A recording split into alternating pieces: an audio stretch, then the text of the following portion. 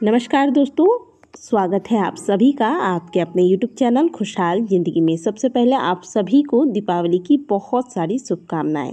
भगवान गणेश और माता लक्ष्मी की कृपा से आपके घर अन्न धन से भरे रहें।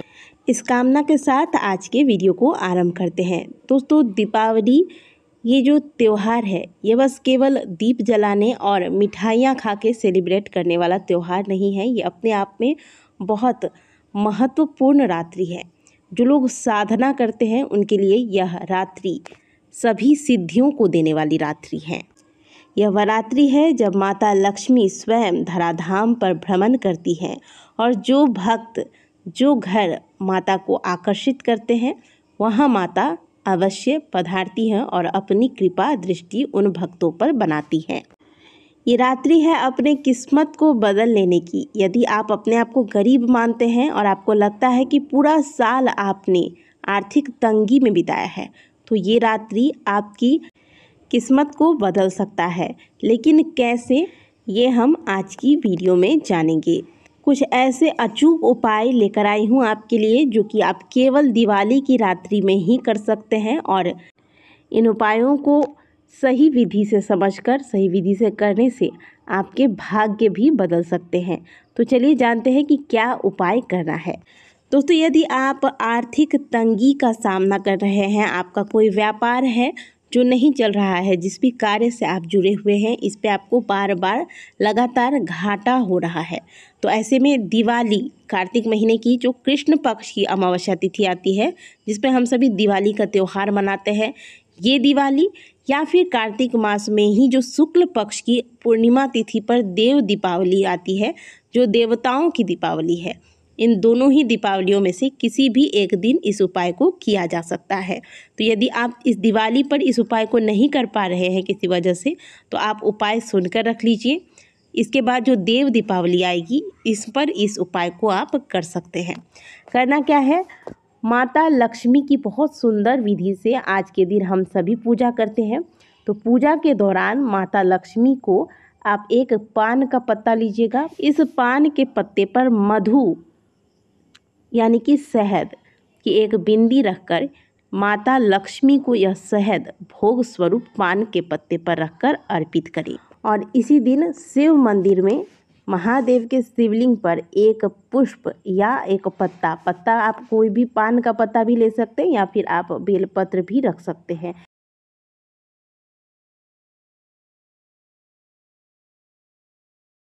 तो इस पर आप शहद की एक बिंदी रखकर वो पुष्प या फिर पत्ता श्री शिवाय नमस्तुभ्यम बोलकर महादेव को समर्पित कर दें।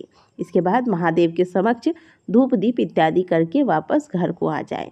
इस दीपावली पर या देव दीपावली पर इस उपाय को कर लीजिएगा। ये दोनों कार्य एक ही दिन करना है, यानी कि अगर आप इस दीपावली पर इस उपाय को कर रहे हैं तो दोनों कार्य करना है। शिव मंदिर वाला भी उपाय करना है और ये पान का पत्ता वाला भी उपाय जो आपको माता लक्ष्मी को भोग अर्पित करना है, भोग भी करना है। और अगर आप देव दीपावली पर कर रहे हैं तो भी आपको ये दोनों उपाय एक साथ ही करना है एक ही दिन में। दोस्तों, जैसा कि हमने आपको बताया कि यह रात्रि होती है तमाम प्रकार की सिद्धियों को प्राप्त करने वाली रात्रि। साथ ही यदि आपको लगता है कि माता लक्ष्मी आपसे रुष्ट हो गई हैं, तो माता लक्ष्मी को प्रसन्न करने के लिए इससे सुंदर अवसर आपको नहीं मिलने वाला है। आज के दिन आप माता की विशेष साधना द्वारा माता को प्रसन्न कर सकती हैं।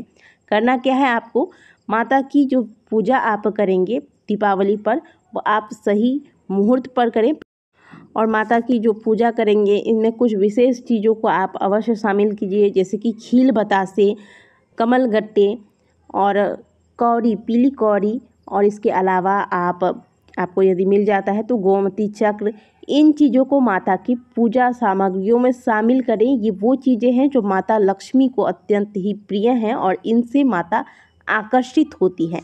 तो पूजा स्थान पर इन सामग्रियों को अवश्य रखिएगा। इसके अलावा आप जो दीपावली की पूजा करते हैं इसमें सतंजा यानी कि 7 प्रकार के अनाज रखिए।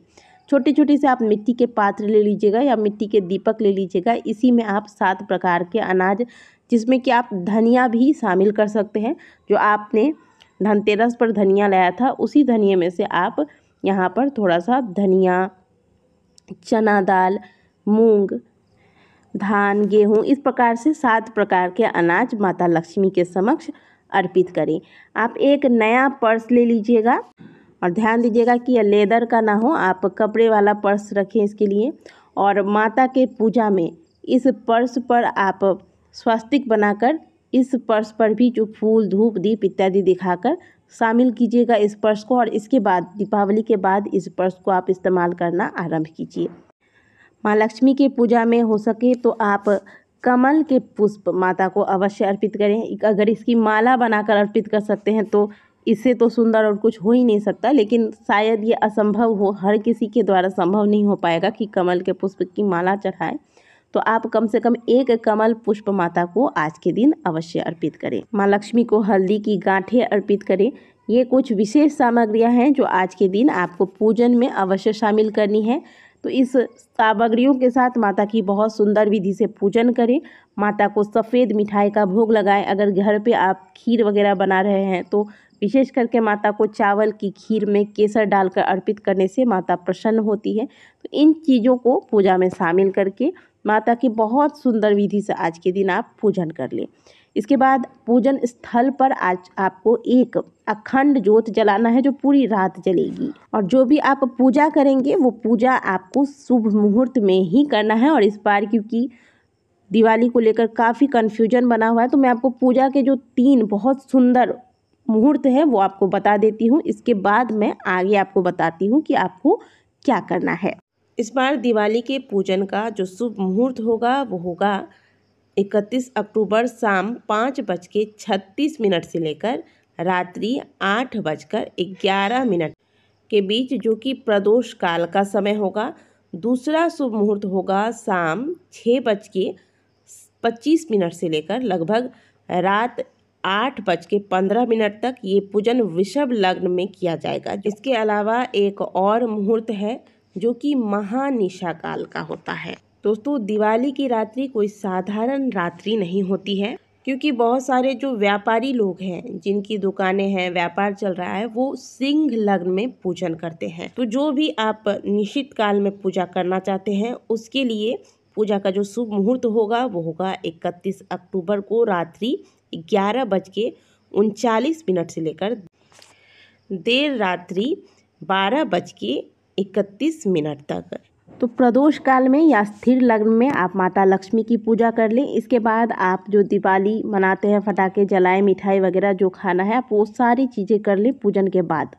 अब आपको इंतज़ार करना है निश्चित काल का, जो मैंने आपको मुहूर्त बताया है सिंह लग्न में, उस मुहूर्त का इंतज़ार करें जब आपके घर में सभी सदस्य दीपावली मनाकर शांत हो जाते हैं, विश्राम करने चले जाते हैं। अब ऐसे समय में आप क्या करें, मुँह हाथ धोएं, शुद्ध वस्त्र धारण करें, लाल रंग की आसन बिछा लें, माता लक्ष्मी के समक्ष बैठ जाए।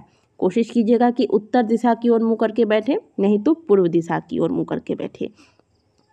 इसके बाद दीपक तो आपका वहाँ जल ही रहा है, अगर धूप बुझ गया है तो धूप वगैरह लगाकर अब यहाँ बैठकर आप 11 बार कनक धारा स्तोत्र का पाठ करें। यह पाठ आपको 11 बार करना है। यदि आप 11 बार नहीं कर सकते तो कम से कम 7 बार इस पाठ को करें। बहुत ध्यानपूर्वक ऐसी मन में भावना रखें कि माता लक्ष्मी आपके घर में पधार रही हैं। इस प्रकार से मन में भावना करके इन पाठ का आप 11 बार या 7 बार पाठ करें। अगर आप कनक धारा स्तोत्र का पाठ नहीं कर सकते हैं तो लक्ष्मी स्तवन का पाठ करें।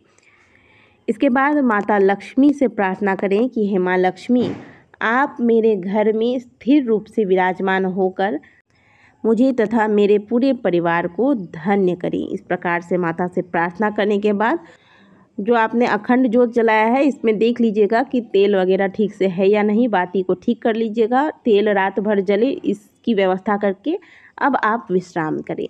अब अगले दिन जब आप प्रातःकाल जगेंगे, स्नान कर लीजिए, पूजा वगैरह जो आपने किया है इसे साफ़ सफाई जो भी करना है आपको कर लीजिए।